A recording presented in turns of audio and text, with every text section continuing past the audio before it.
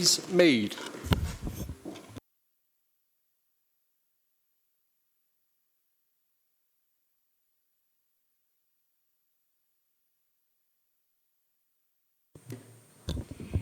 Good evening, members. Please be seated.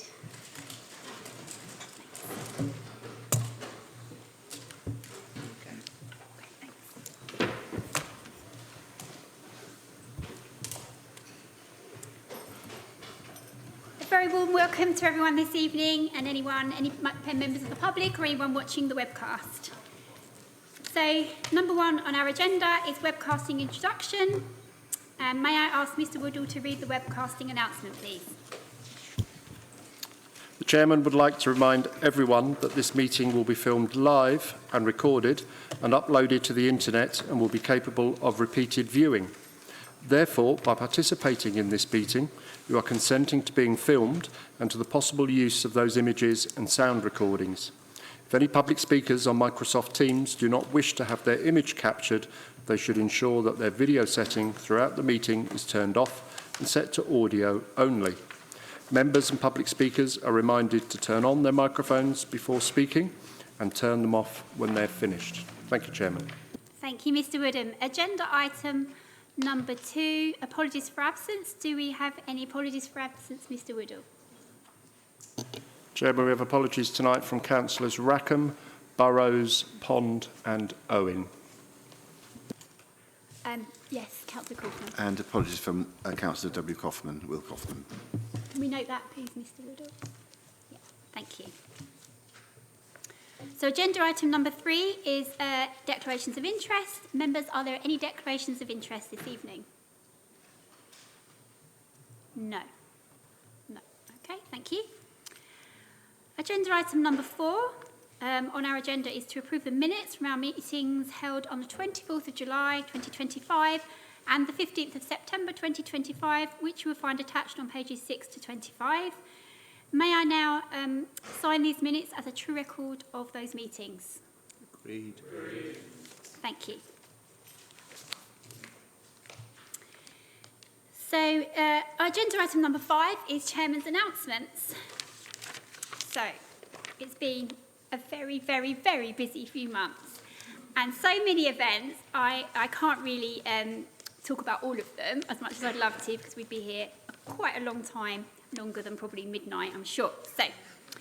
So just let's go back to the summer a little bit. So during the summer, I visited several of the EFDC Play in the Parks. And these sessions were very well attended, actually. And my thanks go to the staff who helped to make the event so fun for the children. And I also attended a teddy bears picnic, which was organised by Country Care. And that was a lovely event where children excitedly learnt about insects in the forest and had a little picnic with their teddy bears. That was lovely. I also attended the Send Summer Picnic in Waltham Abbey. So this is where community organisations, they all come together. And parents like me can get advice from lots of different community organisations from around Essex regarding their special needs children. So I learnt lots for myself, actually, as a mother of a special needs child.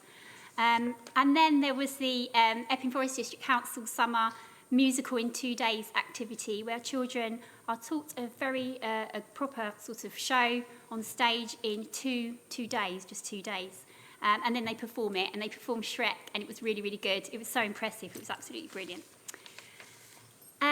Moving on VJ Day, I was kindly invited by the Epping Town Mayor, Councillor Whitehouse, to attend VJ commemorations, where families from Epping who had relations involved in the victory in Japan were invited for traditional afternoon tea, which Councillor Whitehouse had organised herself. And there was lots of sharing of stories, and it was actually a very emotional afternoon. But it was also a lovely way for the relations to bring their loved ones and their stories alive and share them. So thank you, Councillor Whitehouse, for inviting me to that and organising it. In September, I attended the Pearly Kings and Queens Harvest Festival at the Guildhall in London. And this was a brilliant show with lots of performers. It's a free event for the public to watch. And I enjoyed dancing around the maypole, which I haven't done since I was about 9, with all the different mayors and Lord Mayors. But it was very good, very fun. And I made friends with a wonderful Chelsea pensioner. I hadn't met a Chelsea pensioner before, and we seemed to hit it off, and he knew quite a lot about Epping Forest.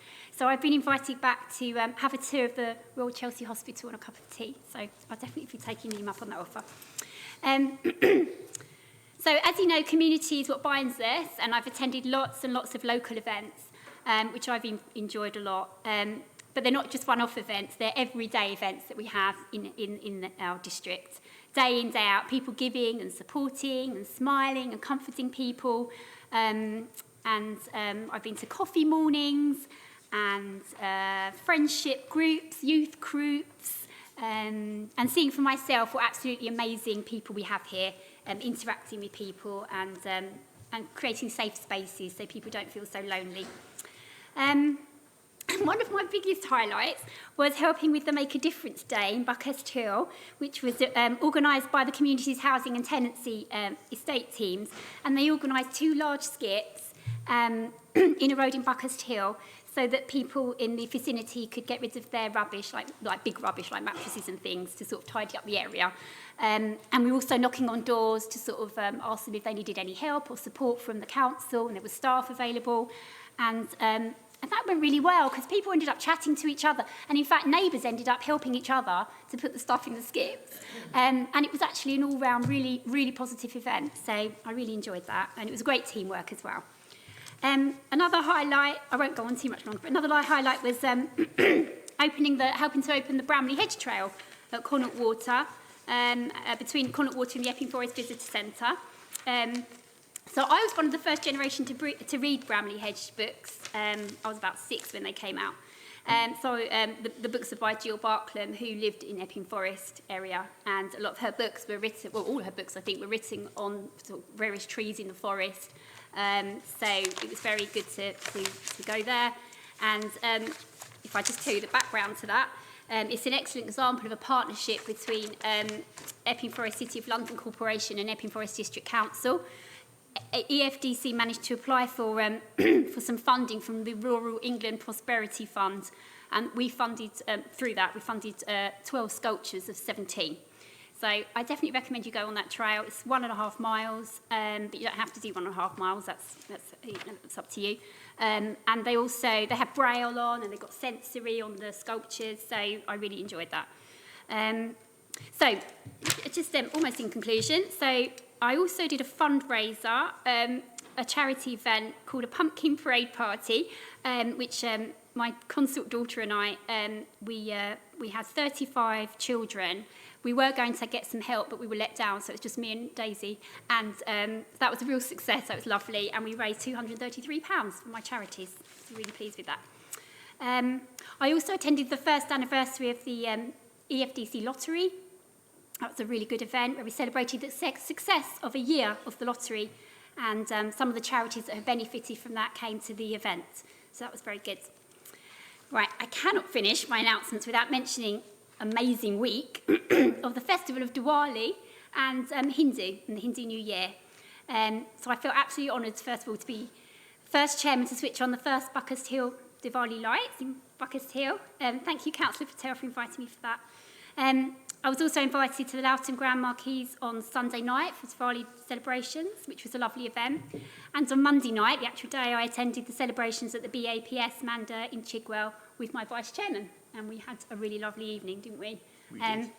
As I said in my speech when I was there, when I became chairman, I wanted to spotlight communities. It's a very big thing for me. And Diwali brings communities together. So I want to thank everyone involved in the celebrations at the Manda and the Loughton Marquis and Buckhurst Hill Switch On for making me feel so welcome. And yourself as well, you went to the Chigwell, my vice chairman went to the Chigwell Lights Switch On as well, didn't you? Yeah. So finally, near the end, 2 dates for your diaries, which I hope you're making note of, is the Chairman's Quiz at St John's Hall, Loughton on Saturday the 15th of November. And I'll be raising money for my charities, and the carol concert, Chairman's Carol Concert at St John's Church, Loughton on Saturday the 6th of December. Please spread the word. Even if you don't like quizzes, you can kind of come along anyway and just have a nice evening and bring some raffle prizes maybe. So that's the end of my announcements. Thank you. So item number 6, we do have a public question, I understand, from Mr. Blanks. So please may I ask Mr. Blanks to stand and ask his question. Thank you. Thank you. Yes, thank you, Madam Chairman. As a resident who is keenly aware of the financial difficulties that the Council faces, can you confirm that the provisions of Section 6.5 of the shareholder agreement dated February 2020 that the Council agreed with its wholly owned subsidiary Qualis have been strictly adhered to from its inception and throughout its existence to date? Thank you, Mr. Thank you. If you turn your microphone off, if you could just switch the microphone off. Thank you, Councillor McKay. Thank you. So, Councillor Matthews, do you have a response, please? Thank you, Chairman, and thank you, Mr. Blanks, for raising this evening. As many members will know who listen to me regularly, the practicality of the financial monitoring has in reality superseded what was set out in Section 6.5. I've spoke obviously numerous times around the financial challenges that the Council face and that Qualis face, and spoke about how we have increased our monitoring. So to explain to Mr. Blanks, our Section 151 officer meets with the Finance Director of Qualis weekly. Myself as a portfolio holder meet with the MD weekly, and I meet with our Section 151 officer and the Finance Director fortnightly. The business plans that are produced by Qualis go to scrutiny, and then that goes on to Cabinet. So we're in a position now where actually it has superseded the position set out in Section 6.5. It is worth noting, I think, to say that this will be one of the things we do review going forward as we continue to review our relationship with our external companies, you know, exactly how we monitor and how regular that is, because we're confident and comfortable with the way that it's currently being undertaken supersedes what was originally put in the agreement. So I hope that answers your question and gives members assurance around the process. Thank you. Thank you, Councillor Matthews. Mr. Blanks, would you like to ask a further question at all? Go ahead. I'm pleased to hear that at least some sort of acknowledgement to the original agreement was made. However, according to the Cabinet report in May 2024, the details of the Qualis financial performance were shown as an accumulated loss of £12 million. Since then, the instinctive secrecy of the Cabinet kicked in, and there have been no monetary performance details for the past 2 years. A words-only commentary in July and September 2024, and 2 other secret mentions in January and July 2025. Given that the Council records the possible insolvency of Qualis as the highest on its risk register, I'm surprised that this has not been discussed at any full Council meeting and details kept from the public. Can the public expect any details of the current financial position soon? Thank you, Mr. Blanks. Could you please turn off the microphone? Thank you. Councillor Matthews. Thank you, Mr. Blanks, for your follow-up question. I can first reassure you there's absolutely no secrecy. I think members that regularly attend our Cabinet meetings and our scrutiny meetings and probably grow quite tiresome of listening to me, know that very much it's an open book as much as it can be. I'm sure you will obviously appreciate a lot of the issues around the financial operations of Qualis fall under commercial sensitivity. So a lot of our operations are in Section 2 of our meetings, also known as on the pink, and then that later comes into the public eye as that becomes appropriate. It's very much a tight line Qualis has to operate on in being able to maintain their commercial sensitivity. For example, if there's a negotiation of a sale, the terms of that contract, etc., then, you know, what during that process there needs to be a level of confidentiality in that, and then as soon as that is possible to be shared with a wider group, that is obviously presented. As I said, I'll reiterate the point, you know, from the council perspective, we're happy with the level of monitoring we have over Qualis. It has significantly increased since the agreement was actually put in place. So I think we're comfortable, and members regularly will come to me with questions that I can respond to. So I think everything is in the public domain that needs to be in the public domain currently. If there's any specific things that you would like highlighted, by all means, please email me direct or reach out to the officers and we can come back to you with any further details. Thank you. Thank you. So, Mr. Blanks, thank you very much for your questions. You're more than welcome to stay or leave whenever you wish. It's up to you. I'll give it 10 minutes. Of course. Welcome, more than welcome. Thank you. Okay. So, agenda item number 7 is questions by members under notice. Mr. Woodall, are there any questions by members under notice? Not tonight, Chairman, thank you. There was just one thing. Councillor Gabbard, you arrived late. Do you have any declarations of interest at all? And Councillor McIver, do you have any declarations of interest? And Councillor Morgan? No, apologies. No, I don't. Thank you. Thank you. So we have no questions by members under notice. So agenda item number 8, reports from the leader and members of the Cabinet. These are found on pages 26 to 49 of our agenda. Councillor Whitbread, as leader of the council, would you like to present your report? Thank you, Chairman. Chairman, as you said earlier on in your report, it's been an incredibly busy time since our last full council meeting. This evening I will speak to the Bell Hotel, budgets, local government reorganisation and other pressing matters that we need to address. But before we turn to those, I must begin with something far more sobering. On the 2nd of October, Heaton Park Synagogue in Manchester was the target of a horrific attack, and such acts just defy understanding, and their consequences are profound. It is the duty of every member of the council to stand in full solidarity with the Jewish community of Manchester and with the many Jewish residents of Epping Forest in our unequivocal condemnation of that action. And I want to thank you, Chairman, for reaching out to the Lord Mayor and the people of Manchester with our condolences and support. We know that events elsewhere deeply affect our own community. I also thank the Chairman for convening a private meeting earlier today where we listened to and shared the concerns of our Jewish community across Epping Forest. We are living in increasingly intolerant times. Anti-Semitism has always been the scourge of the 20th century. It is on the march again, and it is not alone. The seeds of hate and division are being sown across society, and we have to do our best to confront them wherever they are.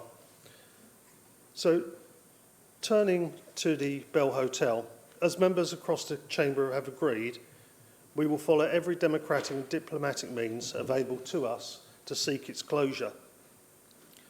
No issue has been more distorted by untruths and misrepresentations in recent months. And Councillors got a small taste of the intimidation and disruption that is faced on occasions, only last month at our own council meeting. In all this, we must not forget the young person who was the victim of a crime and the lasting impact on their lives. We must also not lose sight of who we are as a community. We are compassionate, and we have always supported genuine asylum seekers and refugees. But compassion does not excuse criminality. It does not justify the manipulation of our asylum system, and it does not make the use of the Bell Hotel as asylum accommodation in Epping right. In recent months, people across the country and beyond have followed Epping Forest District Council's fight for the rights of its residents with interest. Last week, we were back in court. I attended the Royal Courts of Justice to support our team during the final day of our latest application for an injunction to close the bell. I also followed proceedings closely over the 2 days. Prior to that, anyone who witnessed or listened to those hearings would recognise the brilliance of our legal and planning teams, and I pay special tribute to them. They underwent very, very vigorous cross-examination of their statements, and they did a first-class job for us here in Epping Forest, and I was indeed very proud of them. And what came across was their passion for the council and for the people of Epping Forest, and I think that says so much about our staff across the board. Our KC, Philip Coppell, has been outstanding, but let us be clear, the full weight of the Home Office and big business have been set against us. Philip waited almost all day to make his closing remarks, listening not only to the lawyers of Somani, against whom we sought the injunction, but also the Home Office and CTM, one of the companies profiting most from the asylum accommodations contracts, and with much to lose if we succeed. After 3 days of evidence, Mr. Justice Mould has adjourned to consider his decision. He has promised to return with his judgment as soon as possible, and I will, of course, keep members updated as soon as we hear anything. Now I feel I have to address the political balance of the council. Following the departure of 2 councillors from the Conservative group, we remain the largest group, and I'm confident in our ability to provide the stability that the council requires in a time of challenge and change. And of course, I'm, as always, pleased to work with councillors from across the chamber. It's vital, and we did it last year, and we've done it the year before, and we will continue to do that. Collaboration amongst members is the most important thing that we do. And that brings us on to one of those big issues that we need to collaborate on, the budget. Cross-party budget discussions have now begun, and I am grateful to group leaders who attended the briefing by Owen Sparks earlier this month, and to members of Overview and Scrutiny who joined the Cabinet for our first public discussion on the 26-27 budget options. They will not be easy. There are no easy choices. There is no low-hanging fruit. There is no magic money tree. These are really tough decisions that we're going to have to make. I think members have to bear in mind, and I know you're all fully aware of it, the amount of savings we've had to find over recent years, and the fact that grants from government have reduced by 25%, and under fairer funding are likely to be much worse. Every councillor must understand the growing pressures of homelessness, refuse and recycling on our budgets. There will be more meetings, and I urge as many members as possible to attend. Shaping the budget is the most important thing we do for our residents, because that's how we deliver the frontline services they rely upon. Then we have local government reorganisation. It's just 2 years away. 4 business cases for 3, 4 and 5 unitary council options have now been submitted to government. Civil servants and ministers are now reviewing them ahead of public consultation. On top of that, elections for the first mayor of Greater Essex are fast approaching and will take place in May of next year. I still expect district council elections to be held alongside the postponed county council elections, and the mayoral election, of course, will be the first of its type for Essex, as we're all aware. Earlier this month, Essex leaders and chief executives met to discuss the preparatory work underway before government gives direction on the number of unitary councils. I have to tell you, there is so much work to be done. It's absolutely a phenomenal task, and Essex is probably one of the most complex counties ever to go through unitarisation. With the end of Epping Forest District in sight, it may be tempting for some to loosen the grip on our budgets. We must not do that. That would be a big mistake. It is our legal and moral obligation to bequeath the best possible financial situation to our successor authority, to give them the best chance, however many unitaries there are.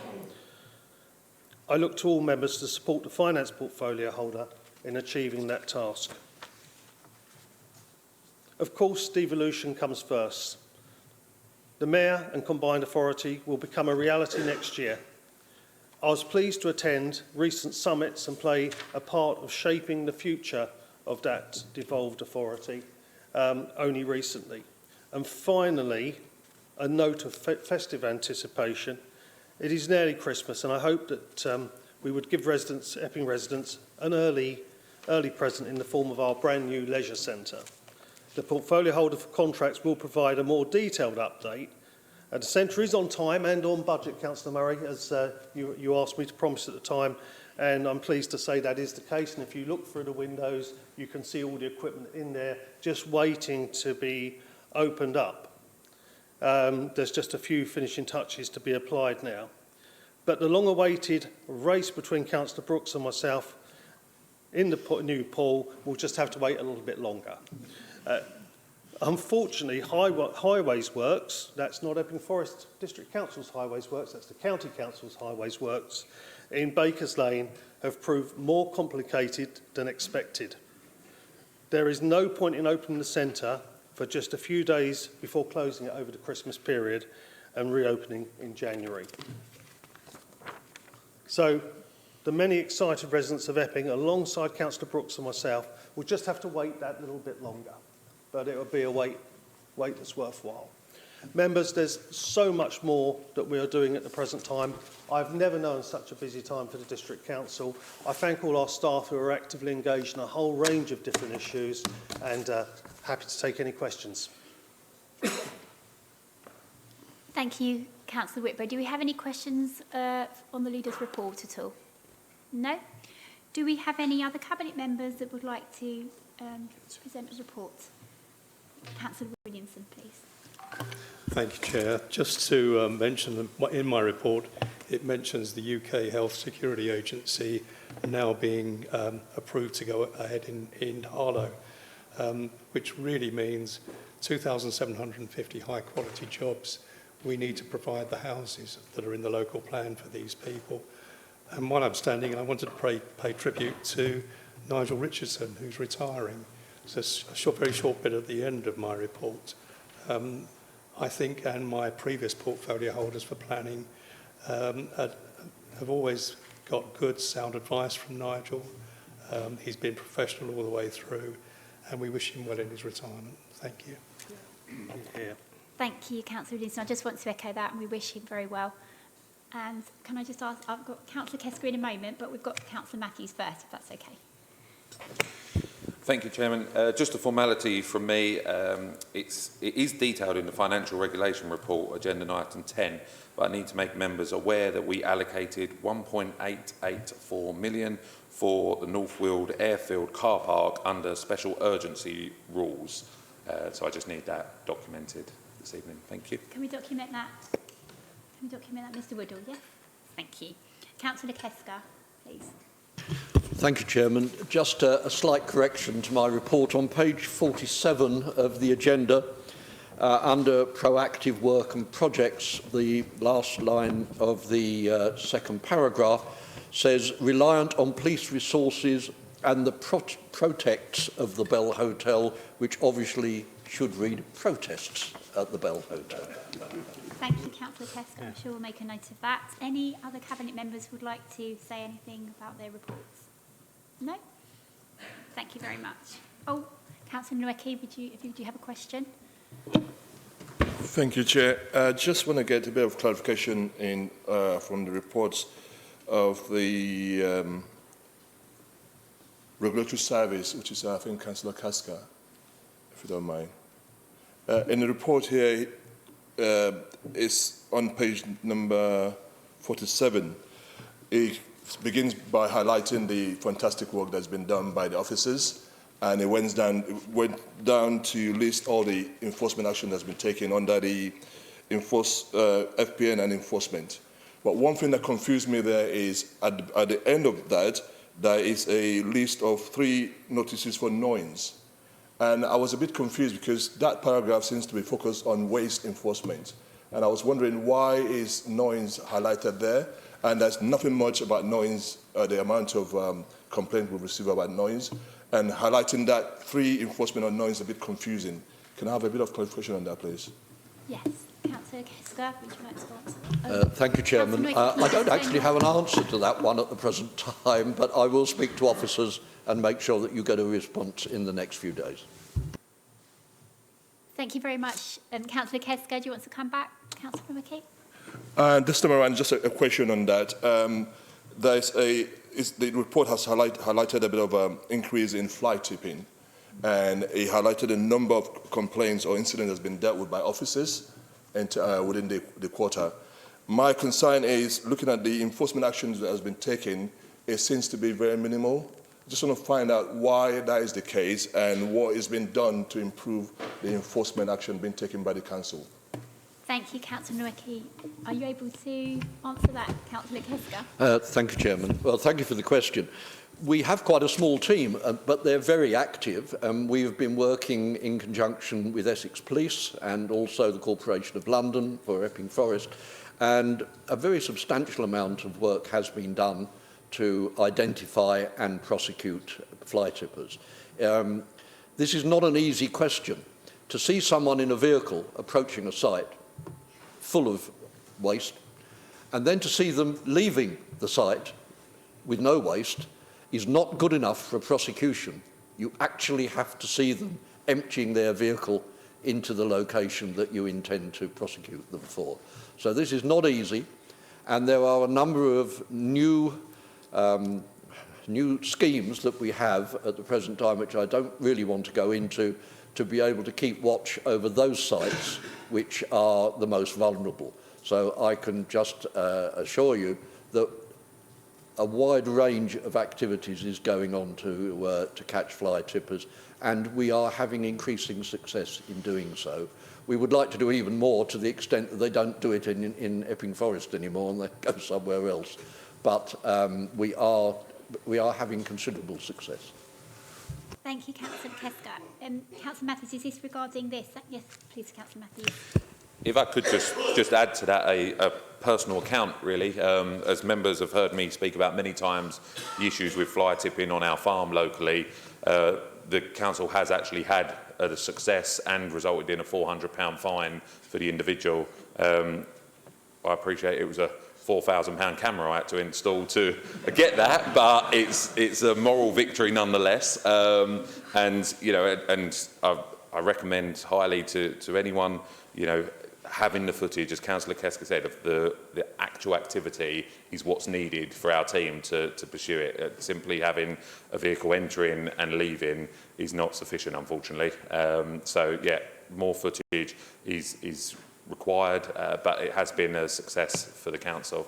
So I'll just report that to members. Thank you, Councillor Matthews. Councillor Wiskin. Thank you, Chairman. On the same subject, for the benefit of the public, can we understand why the individual has not been named who's been fined £400? Thank you. Councillor Kesker. I'm not actually sure why that's not listed here. I think the records must exist. Again, I will check with officers to see how we go about publicising court results. Thank you. Any other questions on those reports? Councillor Murray. Yeah, Chairman, I'm just a little bit unclear, so I need your help. I've had a tough day at work and I might just have missed it. I didn't realise we'd moved to number 9. Are we now on number 9? No, we're not yet. We're asking questions on the reports of the Cabinet at the moment. Right, I thought we did that under item 9, but you're chairing the meeting. Well, I'm chairman, and that's what we're doing at the moment. Right, I do want... Right, well, OK. So if you have a question on a report from the Cabinet, no, that's fine, but then please do ask. We normally do it under item 9, but I'm absolutely... It's changed around for I'm me more than today. happy to do it under item 8. OK, just go ahead. Thank you for your very scholarly guidance. I listened very carefully to what the leader had to say about working together. It's quite a new concept, I have to say. In the years I've seen majority control in this council, working together isn't a a concept or a phrase I would use to describe what I've experienced and seen, but I welcome a change in direction. If the leader no longer has an absolute political majority within the council... Sorry, Councillor Murray, is this about one of the reports of the Cabinet? Because that's what we're on at the moment. I'm sorry, Chairman, but it was a report from... It was a report. OK, that's fine. It was carry a on. If report it's that to do we with the heard. report, It was that's a fine. verbal report. Yeah, OK. I would much prefer a written report from the leader. Carry on. Why isn't there a non-conservative now as part of the Cabinet, as real evidence of working together? And it's not an application on my behalf. I'm not wearing blue for any particular reason.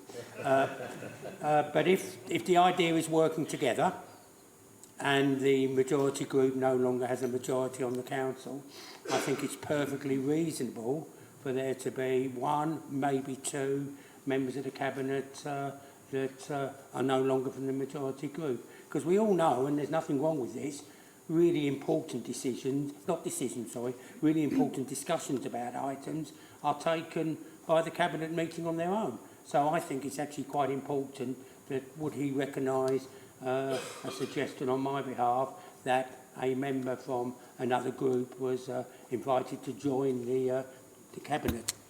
So would anyone like to make a comment on that? Councillor Whitbread? Yeah, thank you, Chairman. And Chairman, I expected Councillor Murray to ask me a question on this particular item this evening already. I reduced the size of the Cabinet this year as part of a budget saving when Councillor Bedford left the Cabinet. I had no plans to change the Cabinet at this time. It is unfortunate that we lost two members of the group. That's just a fact of political life. However, what I've already done, I've already spoken previously to a member of Councillor Pond as leader of the LRA. I am thinking about inviting a member of the LRA to my executive briefing in future. So that's where we formulate the Cabinet reports that are coming forward. I've always pushed as much as possible to get all members to attend Cabinet. There are some, like yourself, Councillor Murray, who are regulars and give good input to those Cabinet meetings, along with a few others. I think that's really important. The last 3 budgets have been done in a very consensual approach, and we have, over many, many years, invited members of Overview and Scrutiny to join the Cabinet to debate the budget-making process. That's a really important part of what we do. As we see, very close working together across the select committees as well, which is really important. But I expect things to develop as time moves along, Councillor Murray. Councils are a place of change and politics is a world of change. The landscape is changing and we will change with it and make sure that the council stays stable in a period of change and challenge, which is what I said, and we will be working with others on a productive basis. And I think inviting Councillor Pond to our executive briefings when he's the next opportunity will be a good way forward for us. Thank you, Councillor Whitbread. Right, did I have Councillor Janet Whitehouse? Was this, again, about reports from the Cabinet? Yes. Yes, Chairman. My question is to the portfolio holder for Community Health and Wellbeing about the item in his report about play in the park, summer activities. I attended the ones in Epping. They were well attended, a lovely occasion, and I'm glad that they took place. However, in your report, you mentioned that the project was supported by Essex County Council and the Dr. Bike team. You make absolutely no mention of town and parish councils who actually fund the sessions. And we had a long discussion at every town councils whether we would fund sessions this time. They are more expensive, and the ones previous year I didn't think were very well attended. But I did make an effort to advertise the sessions myself, and we did have a good attendance. But I think it's very regrettable that the funders of the sessions don't get any mention at all. Thank you, Councillor Whitehouse, for your observation. Duly noted. I think you make a really, really good point. And can I go on record to thank you for your attendance at the Play in the Park event? I will feed back to officers and make sure that they can amend a report for you. Thank you, Councillor Risby. Councillor John Whitehouse. Thanks, Chairman. Obviously, events have moved on since Councillor Balcombe wrote his report. But I did want to ask about the Epping Leisure Centre delay. I mean, it seems to me that even if in the report, 16 weeks from the beginning of September does not allow for December opening. So even without the unexpected ground conditions, there would have been a delay in the opening. Press release that was put out recently didn't actually gave an order of events, but not a timetable. I just wonder if Councillor Balcombe could say a bit more about when the different phases of work will finish, when the leisure centre is due to open, and what, if any, the revenue consequences are. Thank you. Councillor Balcombe. Thank you, Chairman. Thank you, Councillor Whitehouse.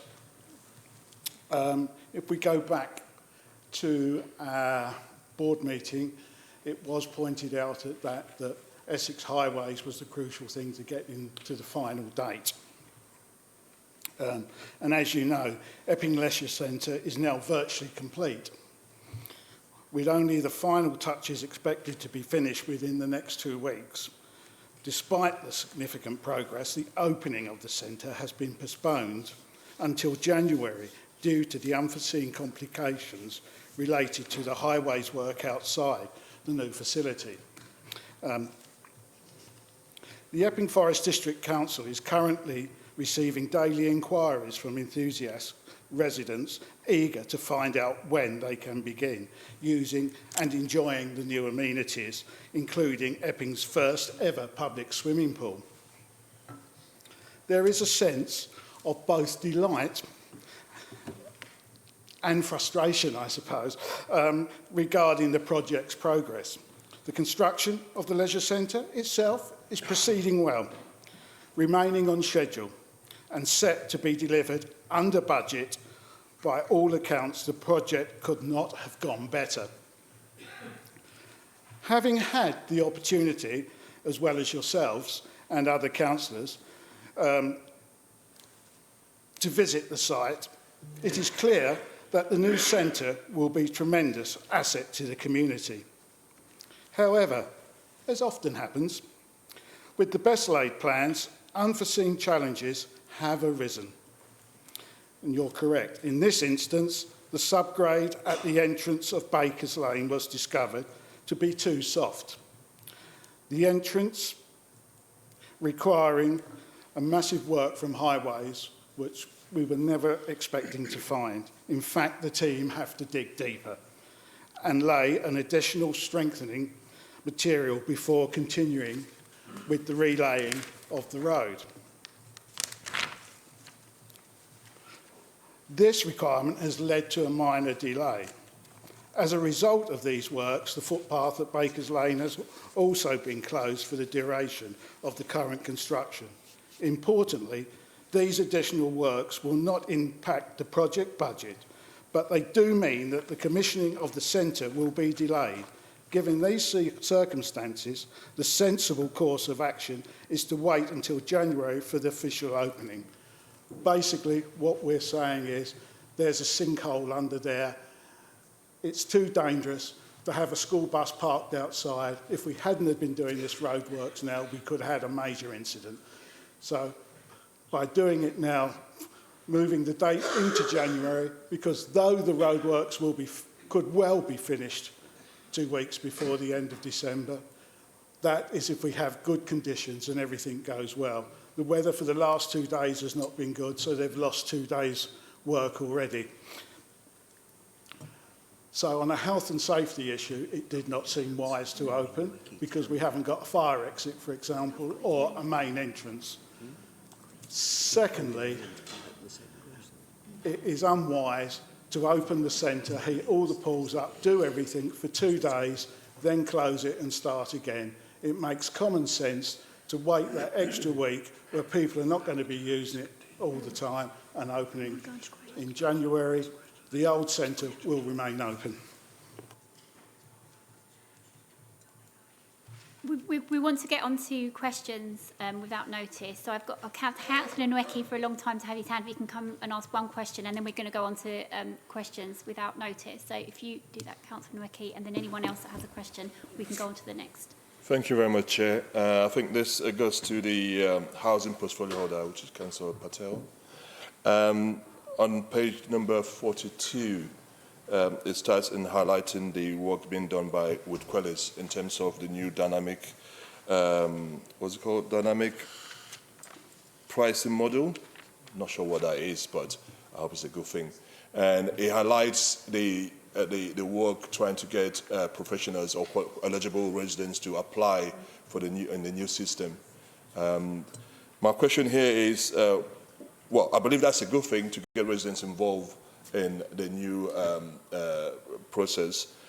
But I just want to find out what is the outreach strategy to get eligible residents aware of this new pricing model that we're trying to implement? And will there be any support for eligible residents to be able to apply and be part of the new process coming forward? Thank you, Councillor Nowicki, for the question. So we normally would have a consultation with the tenants as well, and the residents will be living in those properties, and the housing officers will carry out those surveys. And where necessary, they will be informing everybody before it gets implemented as well. In fact, just all of the policy changes that have been happening in the last few months, all are getting communicated and then getting feedback from our residents as well, and getting implemented in that way. Does that answer your question? Thank you, Councillor Patel. I think we're going to go on to, we're finishing there, and we're going on to questions by members without notice. So that's agenda item number 9.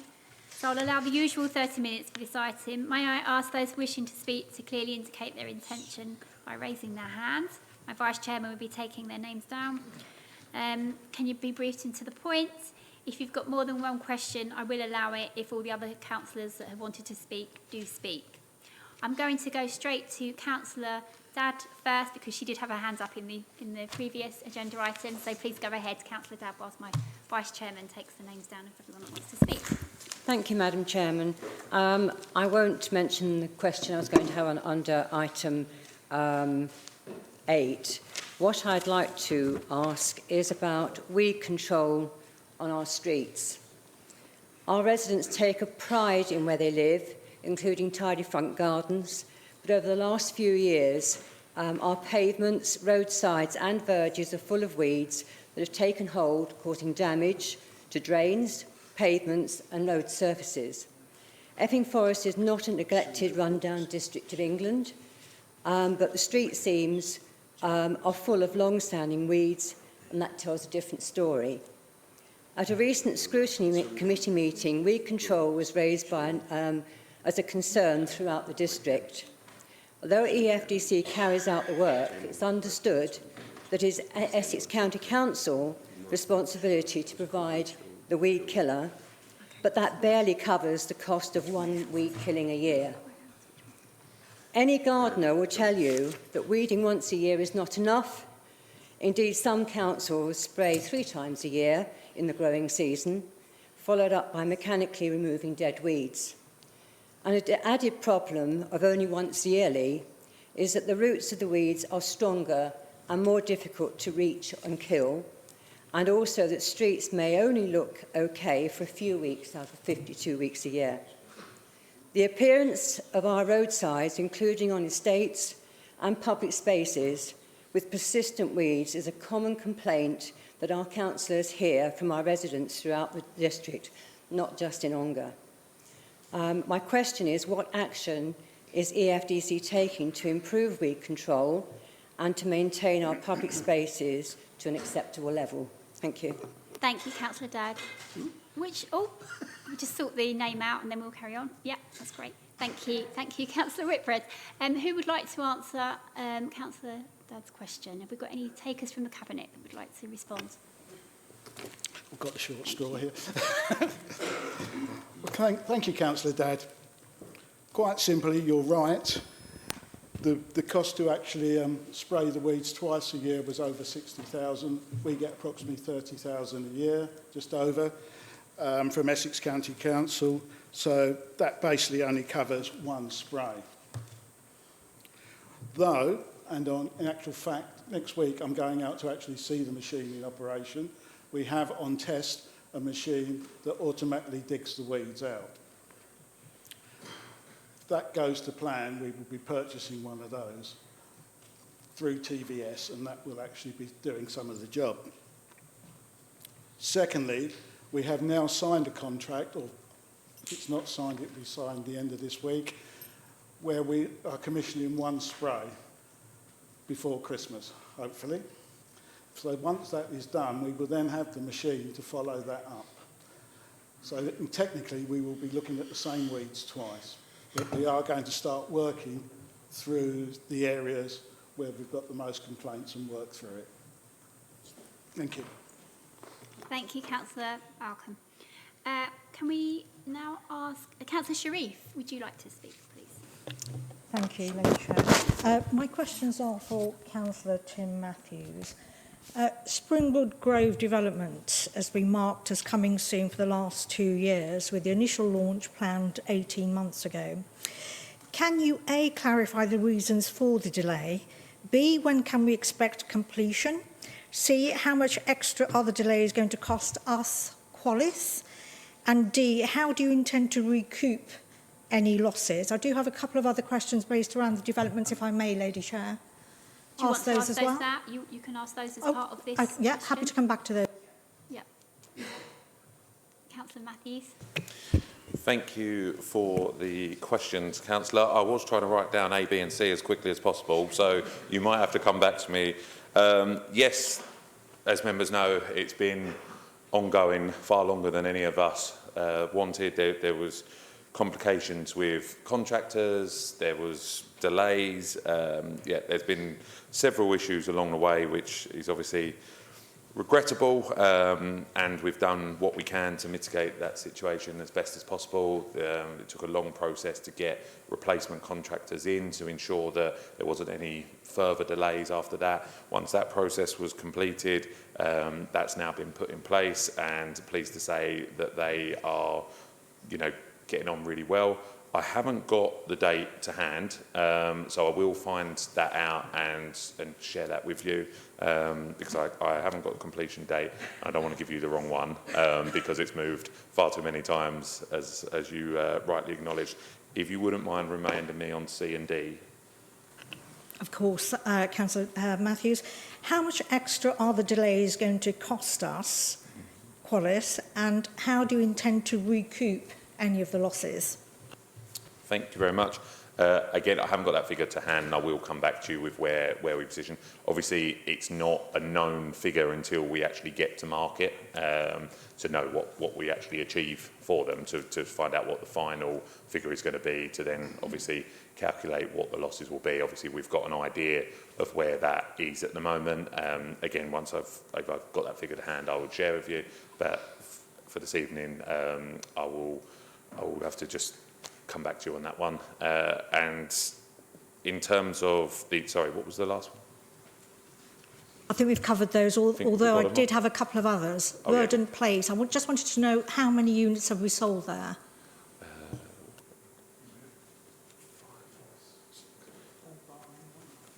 I think 6 have sold, and there's only 1 that hasn't got an offer on at the moment. I'm confident with those numbers, so I will share them publicly, but I will clarify that for you. And was there another one? There was another one, and it's a very quick one, I promise, Chair. I'm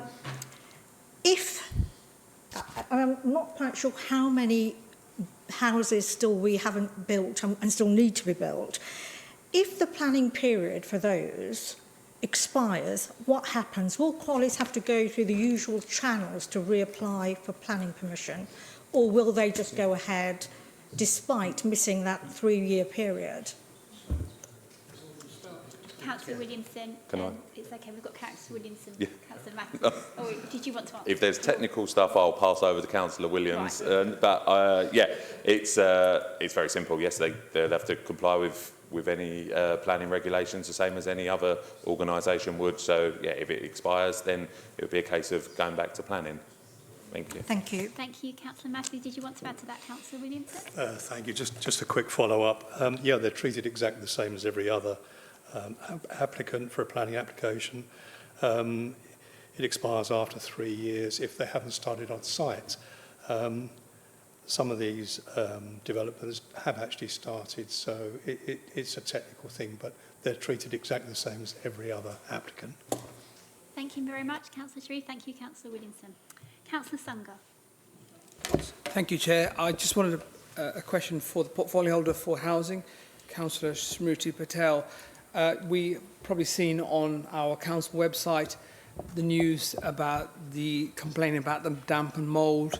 It's ahead of the ARBS law, which comes into effect on the 27th of October, which is next week. I just really want to really commend the council and Qualis and the team for taking the initiative to be ahead of the game, really. A lot of complaints are made under the social rented sector to do with the damp and mould, and the advice and the information that our council's put out has been really great.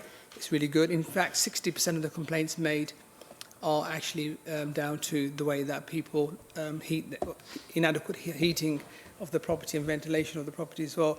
Can I ask the portfolio holder just to comment on the proactive approach that her department has taken on making sure that our social tenants have a safe place to live and to be compliant within the ARBS law? Thank you. Thank you, Councillor Patel.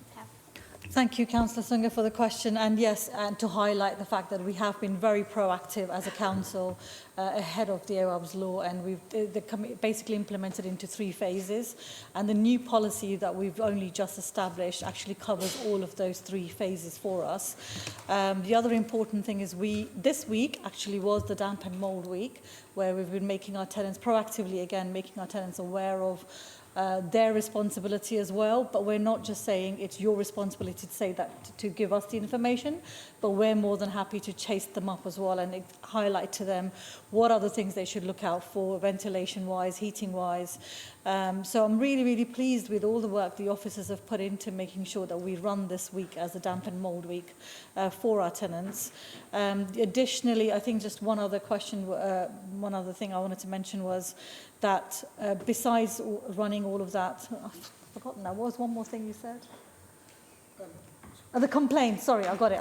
Yeah, the complaint procedure. The complaints procedures that we have, a lot of related to that. And we've actually actively gone into those details and seen that we have counteracted all of that much earlier on. So it remains to be seen now. Hopefully we'll see the outcome straight away of our proactiveness and see how that's actually panning out in real life as well. So, Thank you. Yeah, we're looking forward to that. Thanks. Thank you, Councillor Patel. Councillor Bromwich.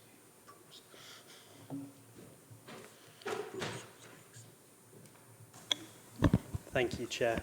Well, we're celebrating in North Weald Bassett soon. We're celebrating Thornwood Village Hall turning 50 years old. And now for half a century, this hall has been used as a true hub for our community.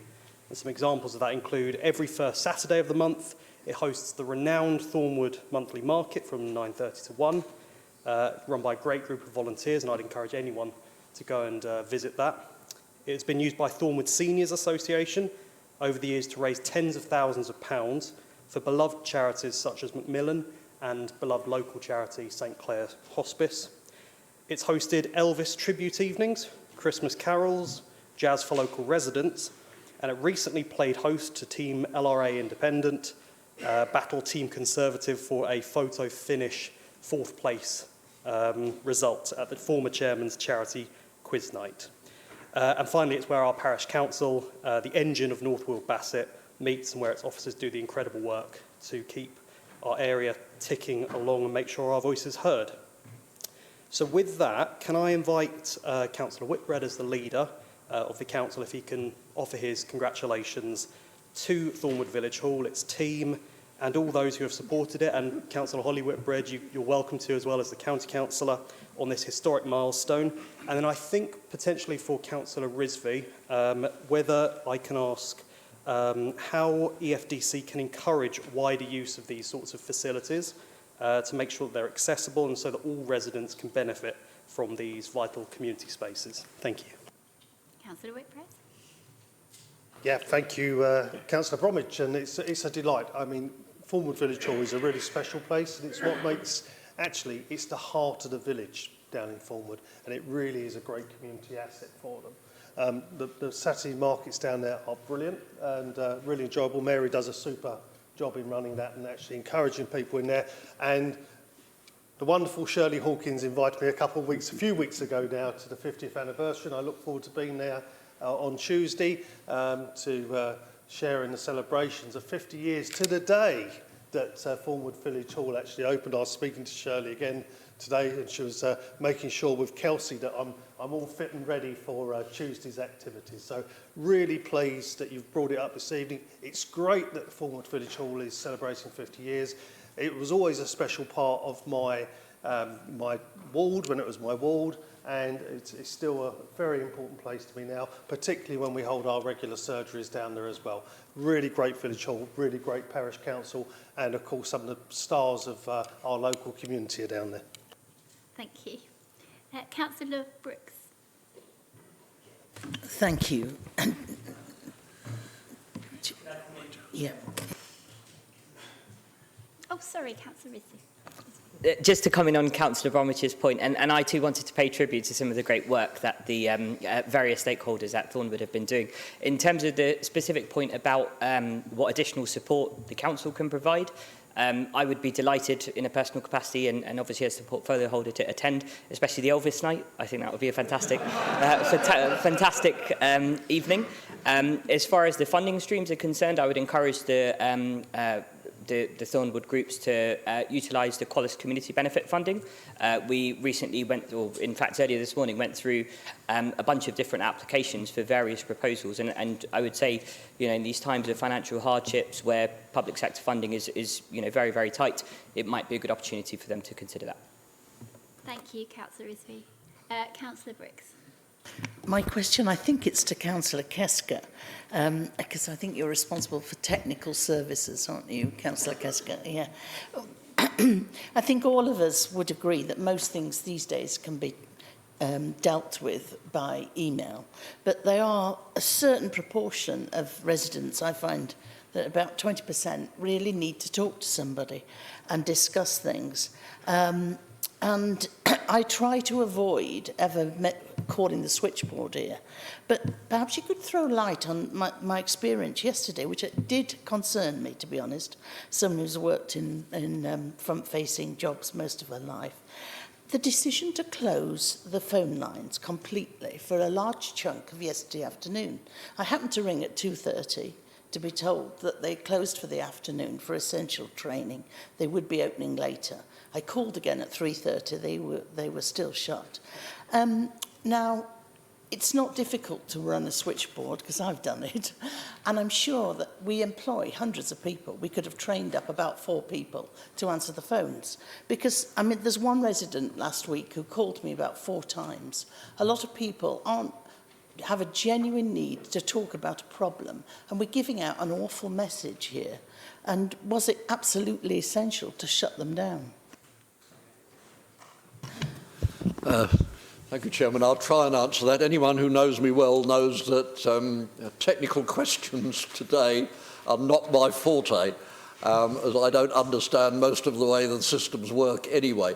However, you've raised a very important point, Councillor Brooks. I also sometimes use the switchboard to get through, find information, get in touch with someone.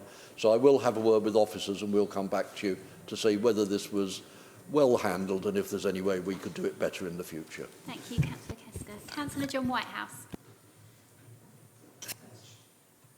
Thanks, Chairman. I just want to follow up with Councillor Balcombe. I'm grateful for him to sort of sharing the content of the news release with members who may not have read it. But did I understand him to mean that the New Epping Sports Centre would open in the first week of January, based on the timetable outlined? And could he answer my question about the revenue consequences?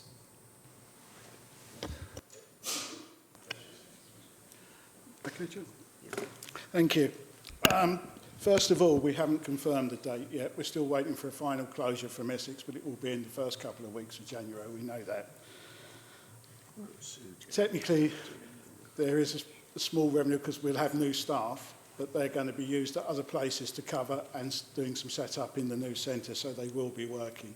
So technically there's no more charge, really. It would have been our normal costs anyhow for setting up the centre and opening if it was December or whatever. What it does mean is we're not going to have the costs of heating that pool up twice and then lighting and electric.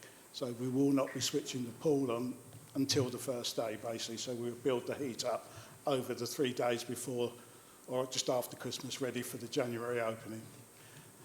Does that answer your question? So there's no lost income, it's just the paying? No, there's no income.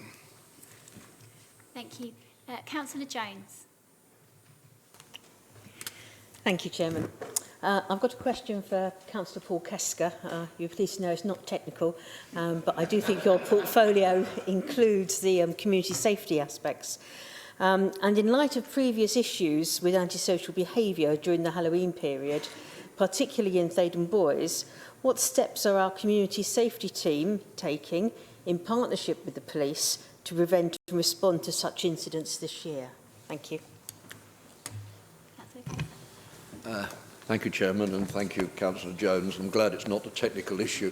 I can't give you details. All I can say to you is that the Community Safety Partnership is aware that antisocial behaviour has taken place in the past, and they are working closely with our local police officers to mitigate any problems that might occur throughout the whole district. Thank you. We have Councillor Holly Whitbread. Thank you. It's very belated, but I was just noting that we did give some funding towards the redevelopment of Thornwood Hall through the Rural Prosperity Grant, which comes from government, and the parish council put a bid in. So we will see some improvement works there, and I also look forward to attending the anniversary celebrations next Tuesday. Thank you. Thank you, Councillor Whitbread. Councillor Heather. Thank you, Madam Chairman. My question is to Councillor Matthews, and I'll keep it very brief. Can you provide an update on when the new homes on the former swimming pool site at Waltham Abbey are going to be occupied? And can you clarify who's actually going to be moving into them, please?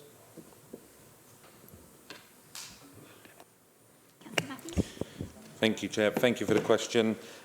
Yeah, really good news. It's a nice opportunity when I can talk about good news relating to Qualis. So as members know, there was 22 two-bed and 6 three-bed houses built on the old swimming centre, which is known as Round Hills. And these are set for practical completion in mid-December. So when people will move in exactly, I do not know, but it will be completed from mid-December.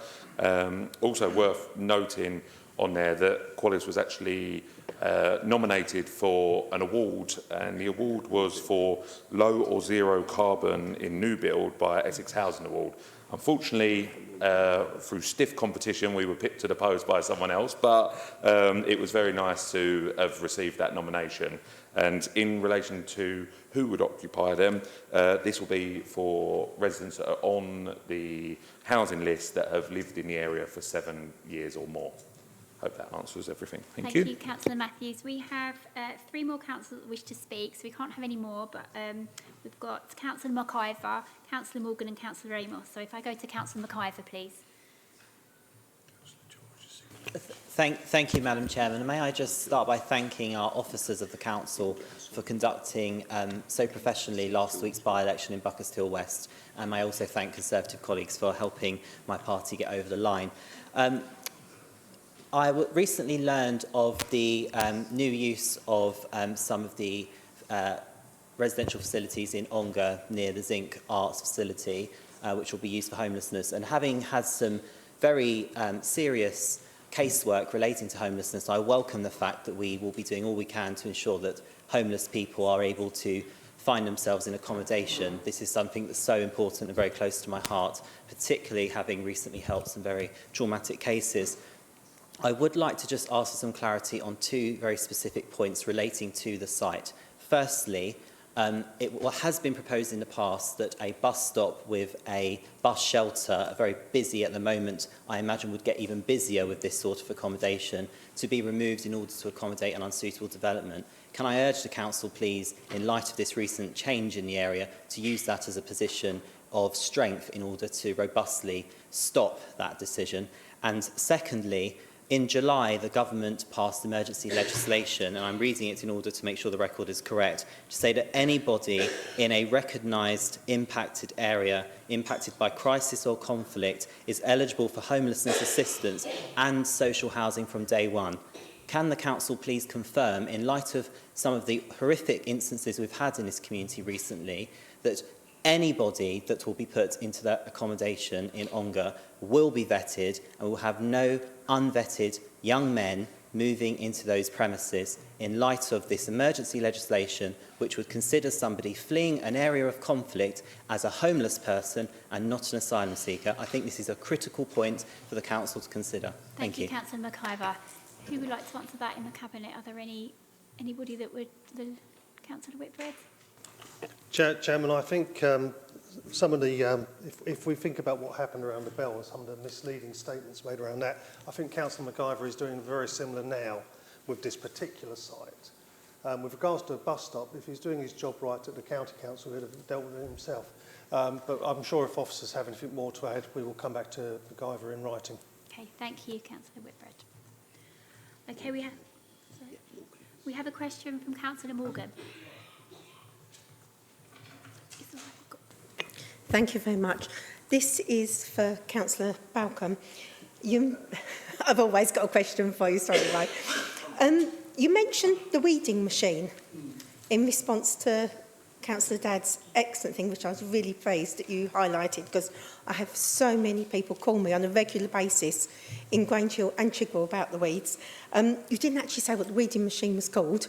So can you tell me, if we're going to do that, will the money come from Essex County Council? And if it does, what percentage of that will go towards the weeding machine in the future? So is it going to cost us, do we think, roughly sort of £30,000, and will it pay 100% from the money we get from Essex County Council? Or will Essex County Council now say, we have a machine to do it yourself? Do we know that going forward, please? Thank you, Councillor Morgan. Councillor Balcom. Thank you, Councillor Morgan. Okay. Quite simply, as I said before, we get an allowance because obviously the pavements, 90% of them are highways, so they pay us to do it. We then have to buy the spray and have a contractor in to do it. What we're looking at the moment is, so I think the easiest way to explain this, we're looking to have one spray a year at the moment, which is roughly £30-something thousand, as I said before. We are looking at this second machine, which we are aiming to purchase, well, TVS are aiming to purchase, and then they will be able to do the second part of the contract and also do some HRA work on their properties as well. So that will be a joint venture between the council and TVS. Thank you, Councillor Balcom. Councillor George. Thank you, Chair. Good evening, everyone. These questions for Councillor Matthews. So, in regards to the car park, now this evening before attending this meeting, I went to my car to retrieve something and I heard the alarm going off again at the car park.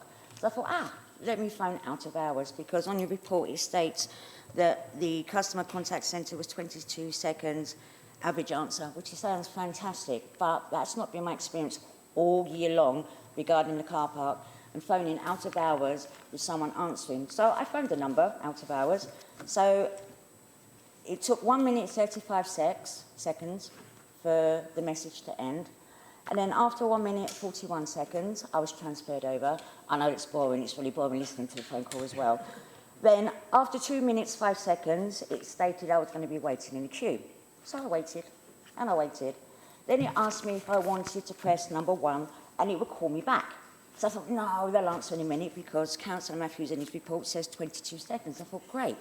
So then I carried on waiting, but then I had to leave home to get here. So I pressed 1. So that was after, let me see, I've got the times here, 9 minutes and 28 seconds. I'm here now in the meeting, it's 8:14, and I'm still waiting on the phone call back from the centre. So something is majorly wrong here. Now, those that live near the car park and the alarm going off is awful. Absolutely awful. My back garden, when I step out into the garden, I can hear the alarm when it's going off, I make the call.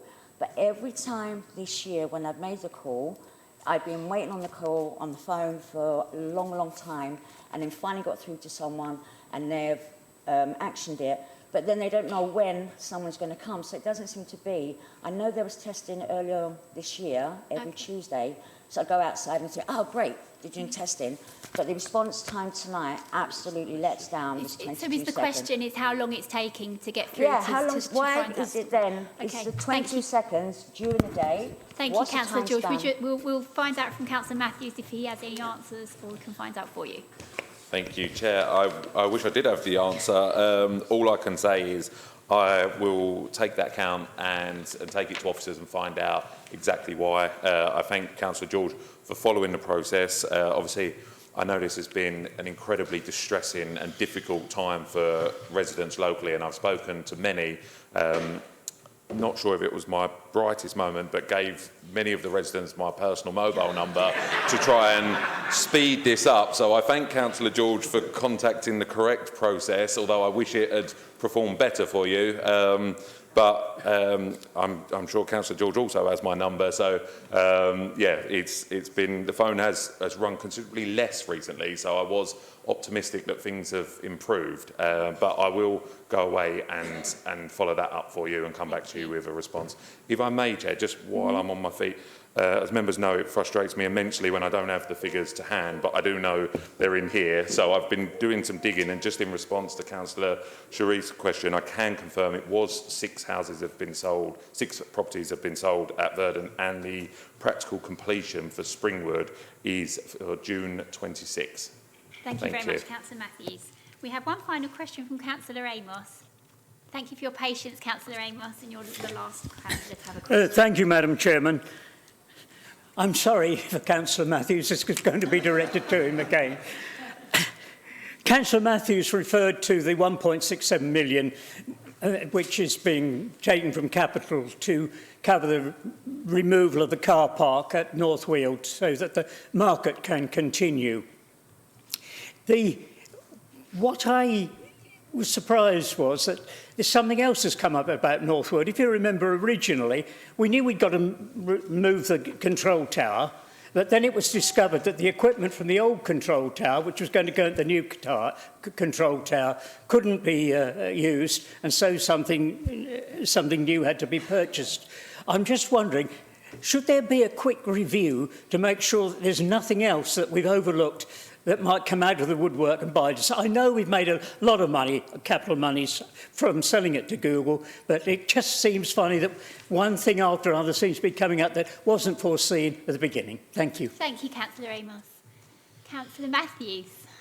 Thank you. Frustratingly, I don't have a conclusive answer to give Councillor Amos, other than, you know, there are always things in a project of this scale where you know, unforeseen things come and we have to act quickly on them. Obviously, we've got the processes in place that allow us to do that if absolutely necessary. You know, and I highlighted that this evening, that those powers have been used in this instance. To the best of my knowledge, there are no other surprises, shall we say, coming out. But unfortunately, in the world of development and commercial property, there's always something that creeps up. But you know, we're well positioned now to deal with everything, and like, you know, just take this opportunity to update members on the progress at North Weald. Those that have seen the tower, it's absolutely incredible, you know, and we stood here and we spoke about the importance of keeping North Weald flying, and how the sale to Google, the receipt of that money would ensure North Weald keeps flying for the, you know, a long time in the future. And seeing the facilities there, you know, it's a huge achievement that's been done. The project's been delivered, you know, on schedule. The parts that were budgeted for have been produced on budget. You know, these unforeseen things are, as I describe, unforeseen, but you know, it's very positive news coming out of North Weald, and we're really excited to get the tower open and operational. Thank you. Thank you very much, councillors, for your questions, and thank you, Cabinet, for the answers. We're now going on to agenda item 10. So this is a report from the Constitution Working Group, proposed changes to financial regulations, the capital strategy and the capital programme, which can be found on pages 50 to 66 of our agenda. So may I ask Councillor Alan Lyon to present the report, please? Thank you, Chairman. This report is as a result of changes that were presented to the Constitution Working Group on the 29th of September. The group considered the report, but as it is a technical report, most of the items that were identified were minor changes.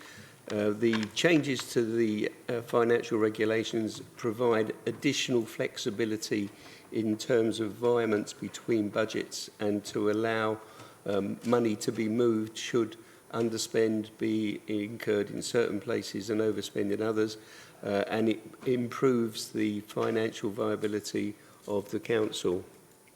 So the amendments to the financial regulations and also additional capital programme, and there are revisions to the minimum revenue provision, again a technical situation, but if there are any detailed technical questions, we have Owen Sparks who is here to assist. So I present the report and the recommendations under items 1 to 4 to be considered. Back to you, Chairman. Thank you, Councillor Lyon. Do we have any questions? Councillor Murray? Probably slightly out of my comfort zone, but I do have a few questions, and unless they're answered to my satisfaction, I, for one, won't be voting for the recommendations. If we look at page 52, and we look at para 3.15, my understanding of that is if there's a saving on one capital project, we're going to give the ability of one single councillor, the portfolio holder, along with the chief financial officer, to use up to £100,000 saving to go to another project. And then it's subsequently reported to members via report to Cabinet. Well, I'm not happy with that because £100,000, as far as I'm concerned, is a great deal of money, an absolutely phenomenal amount of money from the perspective I live my life at. So I'm really not happy with one person in consultation with the Chief Finance Officer deciding where £100,000 goes. So if I've understood that correctly, I'm not going to be voting for that. And am I right, Madam Chairman, this is a report of the Constitution Working Group? Okay. So that actually raises another question before my other one. I'm a little surprised that the Constitution Working Group are then making proposals as regards to additions, environments of the capital programme. That, to me, doesn't seem right. That wouldn't be in the terms of reference of the Constitution Working Group to make specific proposals about environments and additions. Proposals to change the rules governing those, absolutely. As I say, I'm not in favour of the one I've just explained on page 52, but for the Constitution Working Group to then actually make proposals doesn't sit right. That's not the work of a Constitution Working Group. So I would like some feedback on that. And I would like some assurance that 1.8 million as an allocation, I know that there will be contracts and so on, but 1.8 million for a car park, for land I'm assuming that we actually own. I'm making an assumption there. It's a new car park within North Weald, so I'm assuming that it's land that we actually own. Where on earth do we get a figure of 1.8 million for a new car park? There's no evidence there that, you know, where that figure's come from, and it just seems a massive amount of money to me for land that we already own. So I suppose there's really three questions. Am I right about 52, in my understanding? Why is the Constitution Working Group making financial recommendations about our capital programme? And on what basis have we reached an estimated figure of 1.8 million for a new car park when we already own the land? Okay, thank you, Councillor Murray. Are we going to ask? So I'm going to ask Mr. Sparks to say something about that and respond, if that's okay, Mr. Sparks. Thank you. If I pick up the first point on the £100,000 fireman, your understanding is correct. And what that is designed to do is really to streamline processes. So, for example, at the moment, if one project overspends and one underspends in different portfolios, dividends can't happen between portfolios. They can happen at the moment within the same portfolio. So it just means that the current rules that exist, it's making them more flexible so it can happen between portfolios. So that's what that is actually doing. It's not giving more power on the value, it's being able to do it between portfolios instead of just within one portfolio. As far as the car park's concerned, that is clarifying the Cabinet report that happened in part 2 at the last meeting that Councillor Matthews referred to.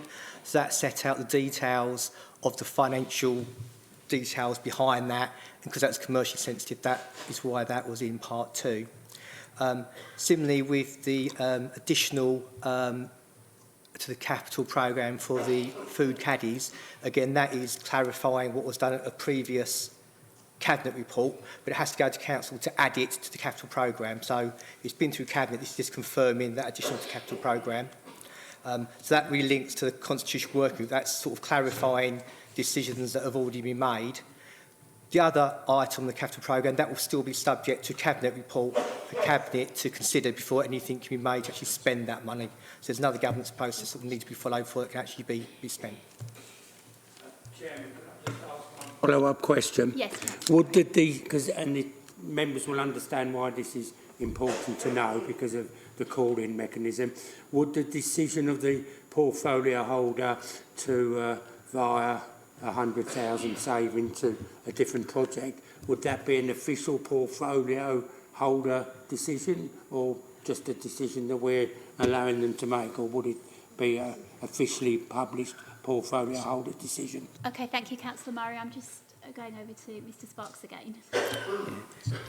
The actual way the Constitution set out, the decision is the Chief Finance Officers in consultation with the portfolio holder, so it would be subject to calling and such, but obviously it would be reported to members, so we're fully aware of what happened. Thank you. Councillor John Whitehouse. Yes, Chairman.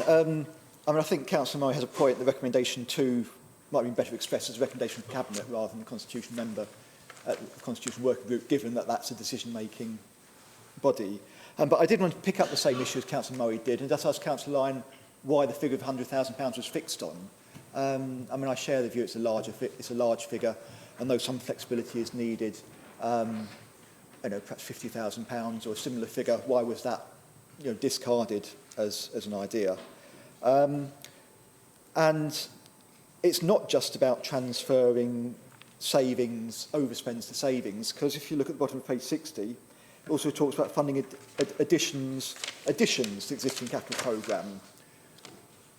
If it was about funding the existing capital programme, that'd be one thing, but I'm wary of an idea that allows sort of pet projects up to £100,000 to be financed from an underspend, simply on the effective say-so of a portfolio holder, without the usual sort of governance of going through a committee. It says in the narrative that it is in the capital programme, but then when you look at the actual wording on page 60, it talks about additions to the capital programme, and that makes me concerned. I wonder if that bit should come out. Yeah, probably. The simple thing is that maybe a change of wording, but all the projects that would be authorised, so they're not random spends. But again, I'll go back to Mr. Sparks. I think it does refer to new schemes under £100,000, which obviously members need to consider whether they're happy with that. Obviously, anything above that would be still subject to normal Cabinet decisions around key decisions, obviously depending on what that capital spend is for, and obviously the value as well. So those rules would still apply, and if it was a key decision, obviously it would still come to Cabinet and be discussed there. Thank you. Councillor Whitehouse. Yeah, the point being that £100,000 will go quite a long way with a lot of capital projects, and I think a lot of us have good ideas of how £100,000 should be spent, and therefore, if there is money available to be spent, it should be subject to discussion by at least by the Cabinet, so members can contribute to that. I'm less concerned about the variance between savings and overspends, but I would like a response to why £100,000 was chosen rather than a lesser figure. Oh, look, Councillor Whitbread, is that to answer this? Shall we go to Mr Sparks first? Yeah. £100,000 was a figure that was really just determined. There's no particular science about it. I suppose it reflects the fact that from a capital project perspective, generally £100,000 doesn't go a long way. So if you have a significant capital project, it can overspend or underspend by quite a large amount of money. So again, it's just a practicality figure really, as opposed to a precise science behind it. It's trying to be practical to streamline the governance process. Thank you, Mr Sparks. Councillor Whitbread. Thank you, Chairman. Thank you, Councillor Lyon, as well, because I know you looked in detail along with your committee at this. I think, on reflection, the point on the call-in is an important one, and this being subject to call-in. I know we wouldn't be using it on a regular basis for £100,000, but certainly making a decision on a large amount of money needs to be subject to scrutiny. So my suggestion, I don't know if we can make the amendment this evening or whether it has to be referred back to scrutiny. I'll take advice from Barbara, but I certainly think there should be a mechanism to call in it, certainly if it was at that higher level and not just, you know, a smaller figure. Yeah.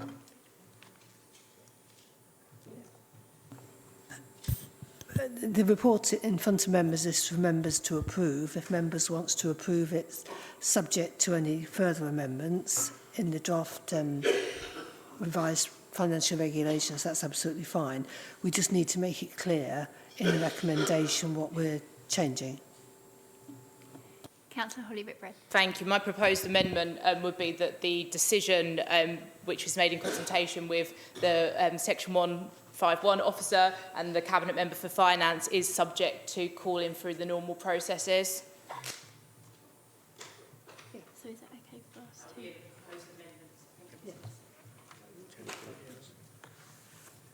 Councillor Janet Whitehouse. Yes, perhaps the Chairman could, or Mr Sparks could just clarify. I had rather assumed that this report was what we had discussed, the report at Constitution Working Group. I'm a member of that. And I remember we discussed the principle of moving things around. But I don't remember these specific things like the caddies and the fencing and the car park. So these have been added after the meeting we had. We didn't discuss these in detail at the meeting, did we? These specific things that have been added here. Who's going to answer that? Mr Sparks. I think that reflects probably what was sort of said earlier. This is probably a sort of joint report from the Cabinet Member and the Constitution Working Group. So I think that's probably where we are with it. But yeah. Okay, thank you. Is there any more questions on that? So before we... Oh, Councillor Whitehouse. Well, yeah, Chairman, I did want to push the bit about the additions to the capital programme not forming part of the recommendation. So it just covers the savings and the underspends. Thank you, Councillor Whitehouse. Anyone else wants to speak? Yeah, we need to vote, but I'm just checking what we're voting on exactly. Can we just be absolutely clear what we're voting on? Just hold on one moment and we'll get it absolutely clear. I think we're going to need to vote. Well, we're about to find out. So we're going to have to amend flexibility capital. Addition, maybe that one. Maybe it's recommendation to... I just want to know what I think everybody needs to know what they're actually voting on. Absolutely. So if you bear with us for a couple of minutes, everybody will get clarity exactly what you're going to be voting on. Thank you.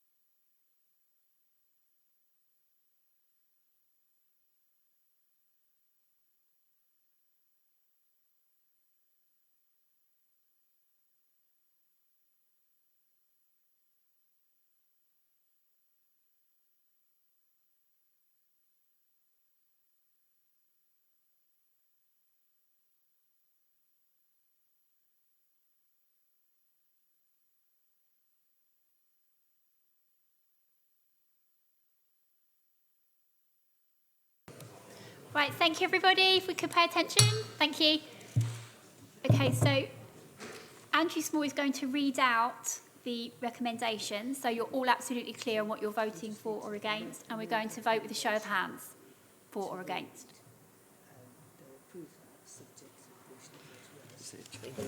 So it's proposed so that any decision of the... so actually, if I take you to paragraph 3.15 in the report, which currently says that for savings of up to £100,000, the Chief Financial Officer, in consultation with the Finance and Economic Development portfolio holder, can authorise environments up to £100,000. What we propose doing is just removing that bit that says the Chief Financial Officer in consultation with, which therefore means that it will be a decision of the finance portfolio holder, and as a published decision of the finance portfolio holder, it will be available for call-in. So it won't be done in consultation by the finance officer, it will just be done by the portfolio holder instead. So I propose it as in 3.15 to remove the words, the Chief Finance Officer in consultation with.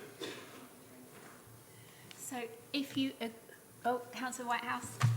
Chairman, you also need to renew the words or to a new project to take in account of the point that I raised.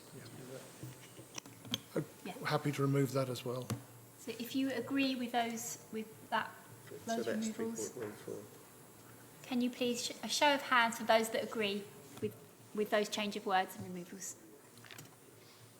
Mr. Woodall, can you count the hands?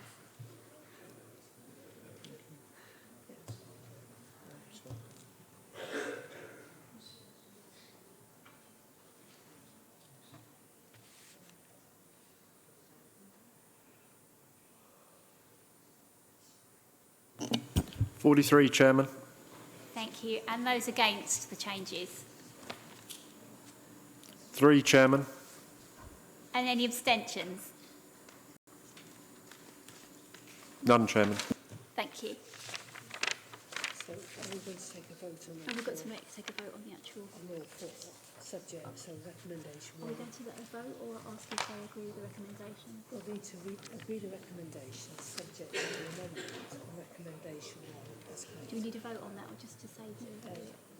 Well, we normally vote, don't we? Well, we were going to Take them in bulk. Take them in bulk. Yeah, you can have, you can do them in bulk. But we're doing them with the vote. But number one is subject to the amended wording. Subject to the amendment, can we take them in?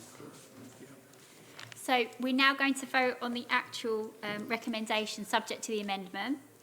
So all those four, recommendations 1 to 4 as listed on page 50 of the report with those amendments. Those four, please raise your hands.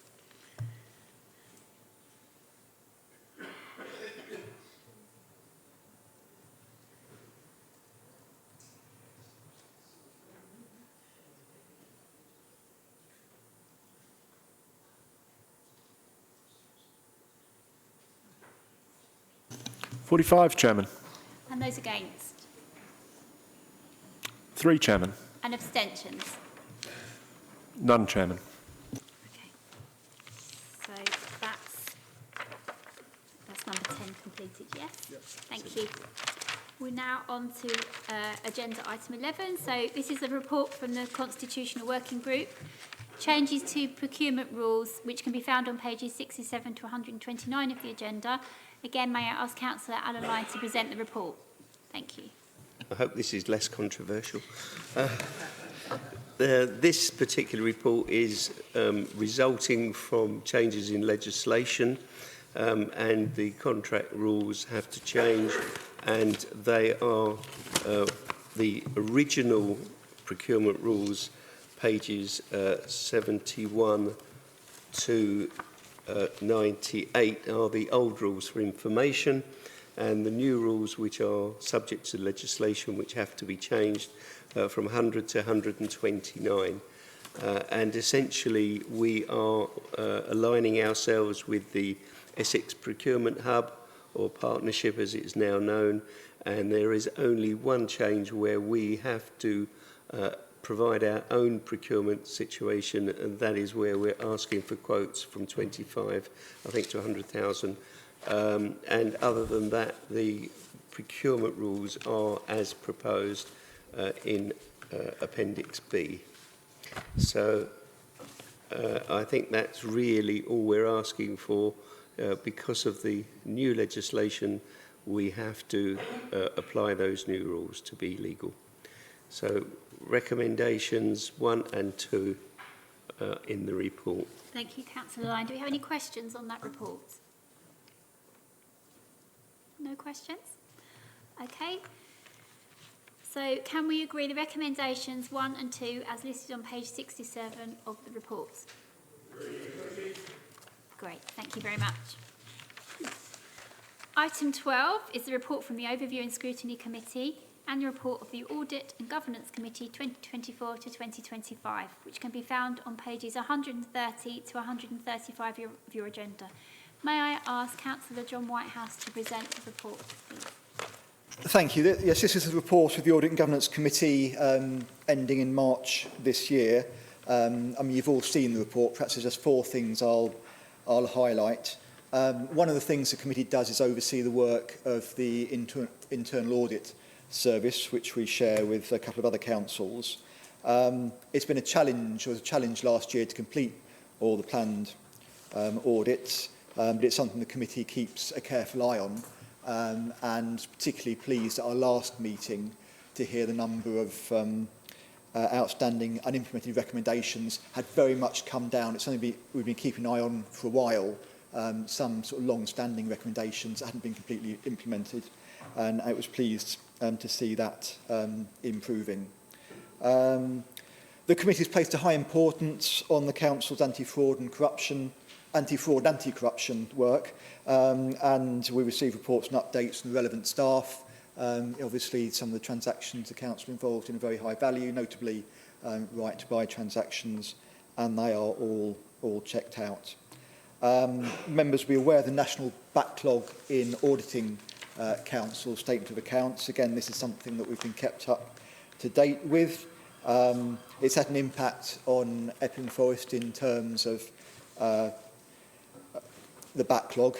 It means that the external auditors aren't able to give an unqualified a statement on our accounts in the same way as affects other councils. But the good news is that it means that the audits are going through the system more quickly now, and we do need to pay tribute to the finance team in terms of getting these statements prepared to deadline, quite challenging deadlines after the close of each financial year. And I'd recommend, although Audit and Governance Committee now approves the accounts on council's behalf, I would encourage members to read the statement of accounts, because there's a lot of sort of interesting, useful information in there, which helps explain how the council works and where the money goes. Yeah, and finally, just to thank the members of the Audit Committee who've attended for the work that they've done, and the staff and officers who supported us, and please approve the report. Councillor Holly Whitbread. Thank you, Chairman. Just wanted to say thank you to Councillor Whitehouse for his chairmanship of the Audit and Governance Committee. It's a vital check and balance to the work we do as a council. So thank you to his work and the committee's work, and also the officers who support. Thank you. Thank you. Councillor Murray? Yes, thank you, Chairman. I think it's important that a lay member, a non-member of the Cabinet, also recognises the work of the Audit and Governance Committee. So I just wanted to thank you. It's not very glamorous, is it? And I would imagine the meetings are pretty boring. But to be honest, I certainly would find them boring. But you actually do a really essential job. It's the nuts and bolts of the double checking and so on. So it's really important work. So I just wanted that to be recognised. And of course you do have external members. I can't quite remember how many, but I would like to thank the independent members who give up their time as well to serve on the Audit and Governance Committee, because it is, as Councillor Holly Whitbread says, a vital check and balance. So thank you. Thank you, Councillor Murray. Do we have any other questions on the report? So thank you, Councillor Whitehouse. Members, can we approve the report? Agreed. Okay, agenda item 13. is the report from the Audit and Governance, appointment of co-opted member, which can be found on page 136 of your agenda. Can I again ask Councillor Whitehouse to present the report, please? Thank you. Yes, well, I can answer Councillor Murray's question. We have 2 independent members of the committee when we're fully staffed, as it were. We were down 1, so we carried out a recruitment exercise to recruit a new independent member. It's very pleasing to see the quality of responses we've got. All the candidates we interviewed were appointable. At the end of the day, the committee is recommending to you that you appoint Heather Neal as our new independent member. She's got relevant experience and I think would be an asset to the committee's work. And I'd like to thank Councillor Heather and our Vice Chairman for joining in the interviews. Thank you, Councillor Whitehouse.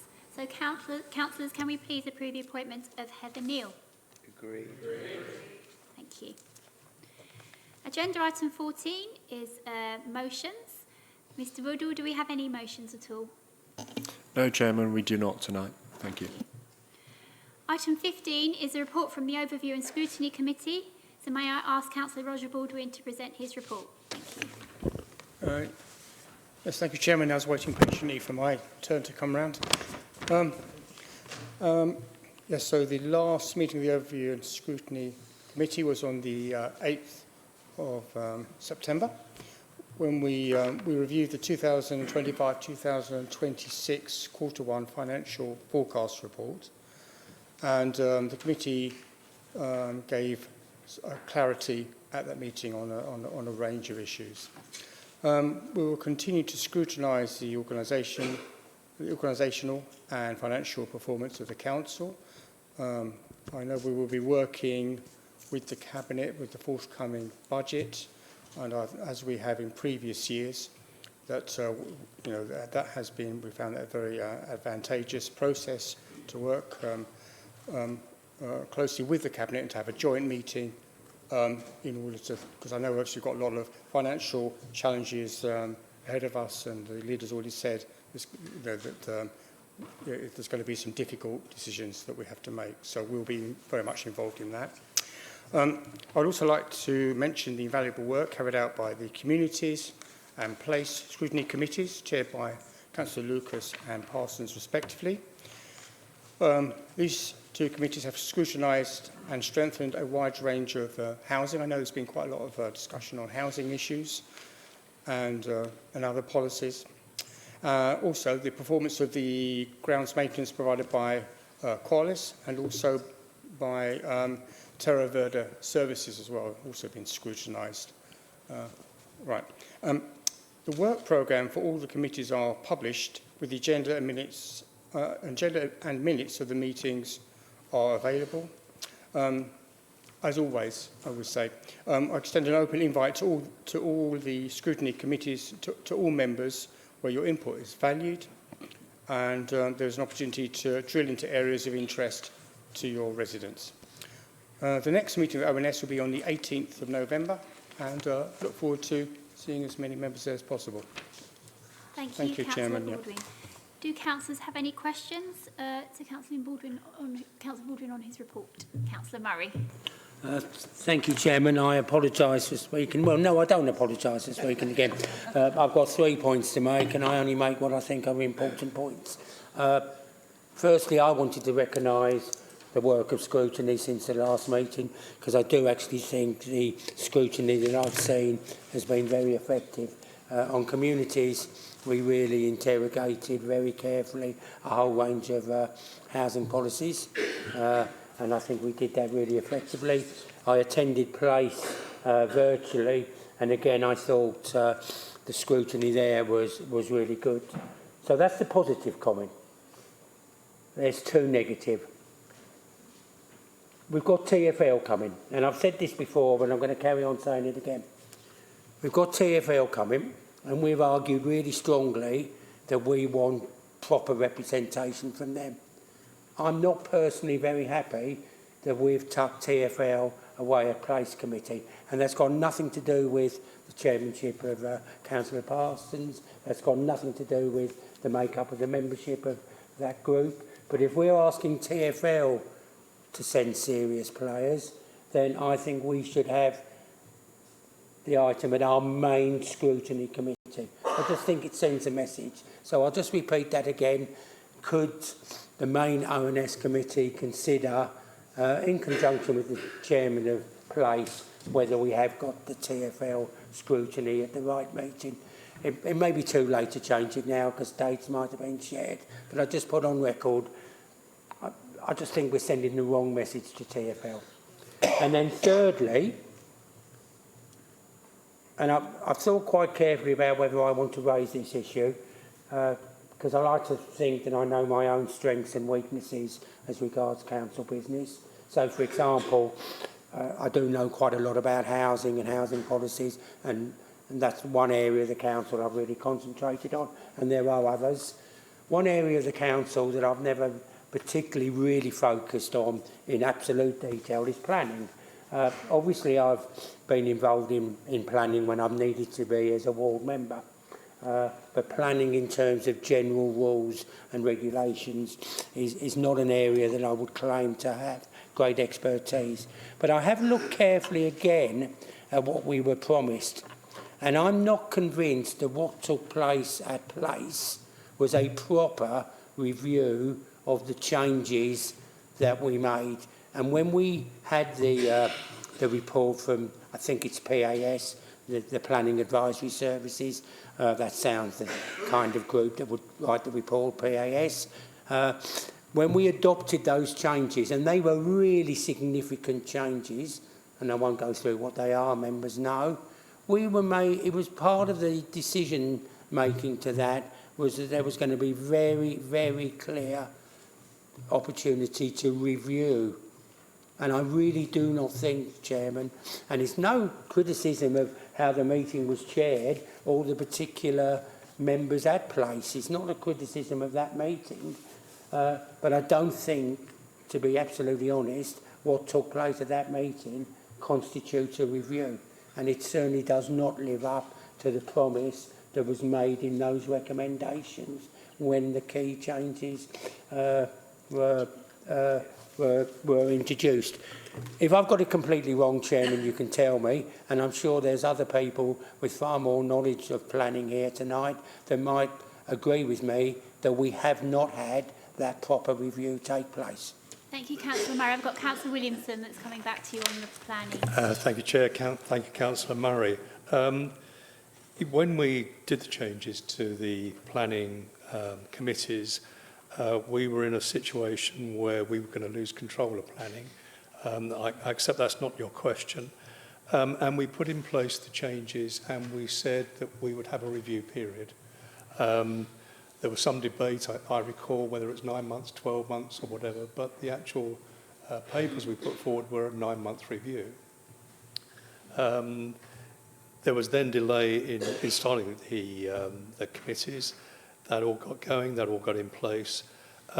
Yeah, I agree, it wasn't a review, and we made it quite clear that the review was being held over until there were the changes from the government were announced early next year, we understand.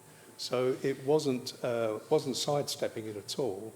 It was waiting to see what further changes we may have to make. We're quite happy with the way the system is currently working. And I was happy at, was it Place or Overview and Scrutiny, I come to all of the meetings, to get support from across the chamber, from other members stating that the system is working well. But there will be a review, but it just is pending these government changes. Thank you, Chairman. That shows that I wasn't quite right, but it does at least send a message that we're really anticipating this review and we want it to be a proper review. Absolutely. Councillor Chris Whitbread to speak. Thank you, Chairman. I wanted to echo what Councillor Murray said, thanking Overview and Scrutiny for all that they do and the select panels for what they do. And of course, we saw the budget debate which was enhanced by the conversations we had at scrutiny, particularly because it's going to be so difficult as we move forward on the budget this year with the financial pressures that we're facing. And of course, the great thing about the chairman of scrutiny, he does ask members, cajole members to attend those meetings, which is really important. Can I also say and pay tribute to the fact that we've now got back to the proper way of doing scrutiny and getting the big players in. And I think Councillor Murray is quite right. It's great that we're now getting TfL coming back to our meetings, and particularly with the changes coming with health and the new ICBs, that's going to be really important to us. That we get those people in, and particularly also as we move towards local government reorganisation, it will be good to get some of the big players in who are around children's services and adult social care, so that members can, through overview and scrutiny, can start to learn some of what is being done. So I'm really delighted what I've seen in recent times with scrutiny. I think we're making big steps forward, and scrutiny in the future will become more and more important to this council. And I wanted to thank the chairman and the other two chairmen for all that they're doing. Thank you very much, Chris Whitbread. Councillor Chris Whitbread. Are you okay, Councillor Heather? Do you need some water? Oh, do you need some water? You're okay? Okay, I'm just checking you're all right. Okay. Okay, so councillors, are we able to note the report from Agenda 15? Right. So Agenda 16, item 16, is the joint arrangements in external organisations. Do any councillors have any reports they'd like to present this evening? Yes, Councillor Murray. I will keep it short, members, because I've circulated this to all members of council. But I really just want to say a few words, really, for the webcast, to be absolutely blunt, because I want to big up the Epping Forest Heritage Trust. They recently had their annual meeting. The Epping Forest Heritage Trust is one of the biggest civic groups within Epping Forest in terms of membership and in terms of importance, because it's oversight as regards our forest. The City of London Corporation does do a good job overall, but they're not perfect. So it's very good that there's a civic group within Epping Forest and other parts of the forest that kind of keep a critical eye on the forest. And I'll just outline 3 things that they've done in the last year, and members will have had a fuller report from me in the email I sent out on the 12th of October. So 27 of their dedicated volunteers have given nearly 2,000 hours to keep the High Beach Visitor Centre open, because you might be aware, members, that the corporation fund the capital costs of the centre, but the actual running costs and the staffing is all voluntary from the Epping Forest Heritage Trust, because they think Chingford is the one that they do. So obviously with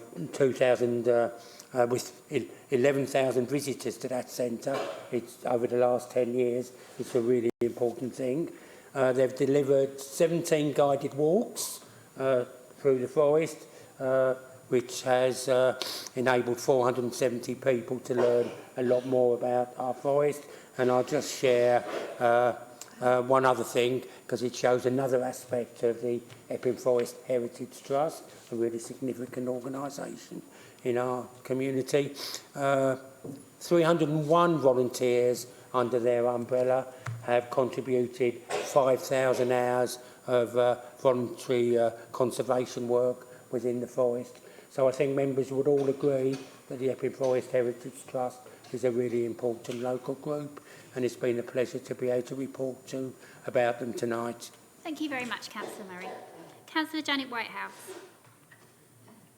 Thank you, Chairman. At the last normal council meeting, I asked for reports from the representative on the Gunpowder Mills Committee and the Community Transport. We don't seem to have them. Do we have any reports from the Gunpowder Mills? After you. Are you on the Gunpowder as well? No. We have not been able to arrange that I can meet when he can be there, because the man's not there all the time, and I'm a very busy person as well. But as soon as I can get in touch with him at the right time, you will have a report. Okay. Thank you, Councillor Lilly. Councillor Risby. Yeah, thank you, Madam Chairman. And Sorry, Councillor Minsky, I think Councillor Bassett wanted to add on about the raw gunpowder mills. Sorry, to no, not gunpowder mill. You said community transport. Oh, microphone. Look. It's on. It's on. I know it is. Yeah, as Chairman of Community Transport, as always, it's a struggle. We're trying to keep buses that are getting older going. We are doing over 50,000, nearly 60,000 passenger transports a year, which is a hell of a lot. Obviously, we get quite a lot in grants, and also we have to try and keep the costs down. And the quality of the drivers is untrue. We've got one of the bus services, the driver stops outside a lady's house, takes the shopping out of the bus and takes it up to her front door for her, because it might be too heavy. And also we've trying to divert routes to pick up at Hydemead House, so therefore there's a market, so therefore they pick them up from there, take them on. But generally we have found it a hard year, but by the volunteers and by help from the county, we are being asked to do more and more, especially where rural bus routes are being cut back all the time. I will do a full report. We're just about to do our AGM, and I can provide a copy of that as well. Thank you, Councillor Bassett. Councillor Risby. Thank you, Madam Chairman. And just as a final point, I appreciate it may not fall directly under this agenda item, but I'd like to draw members' attention to the Ditch the Vape report, which has been compiled on the back of the survey results from our fantastic youth councillors. It is a very, very acclaimed report. It has been acknowledged and commended upon by Harlow District Council and Essex County Council Public Health, so a bit of light-hearted bedtime reading for you all. Thank you, Councillor Risby. So, agenda item 17. So, as there's no items for consideration the exclusion of the public and press, I'd like to take this opportunity to wish you all a very safe journey home, and I declare that this meeting is closed at 9:02 p.m.